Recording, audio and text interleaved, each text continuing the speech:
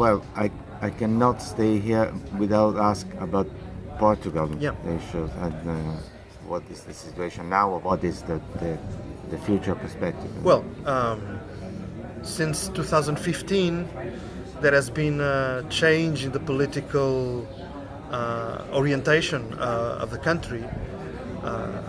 From 2011 to 2015, we had a government of a right-wing government, extremely radical, I would say, in terms of liberalization, privatization, flexibilization of labor relations, etc.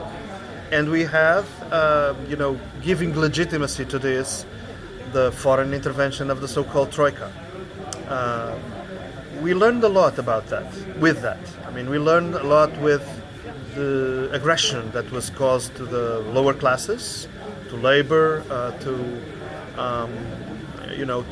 the all signs of progressive elements of the Portuguese society. And in 2015, the electoral results allowed for agreements between different parties, the socialists and also the left bloc, the communists, the Greens, in order to change these policies. It is not a coalition. It is not a political front. It's not really this kind of formal thing.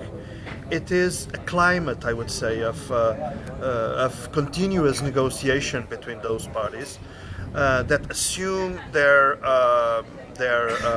agreement on basic elements, namely budgets, and namely, the stop of privatization, the recovery of salaries and pensions, which were dramatically put aside or lowered by the Troika.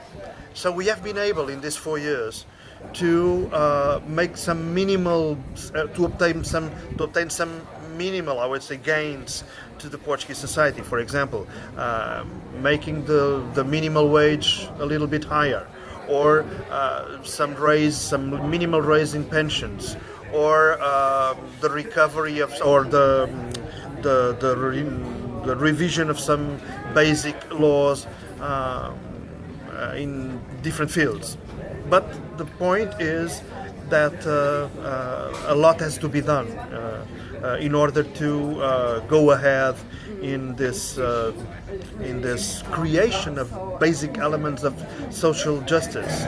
So the challenge for the near future, and we are having elections next October, the October of 2019.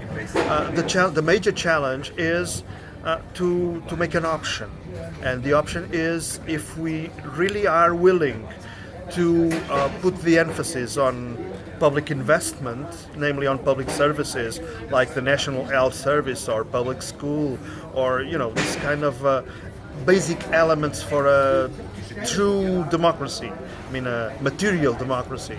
If we want to put the emphasis on this, or if we want to maintain our obedience to an orthodoxy coming from Brussels, namely, which doesn't allow us to do that, because we have to have this kind of budgetary discipline, which is, to say the truth, stupid in what concerns a society like the Portuguese one.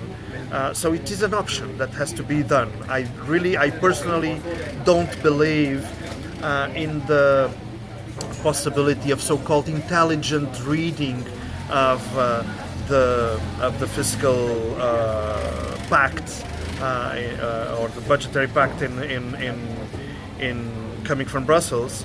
So we are coming to a point in which the left, or the diverse lefts in Portugal, have to agree on, or not, on the route to be taken from then on.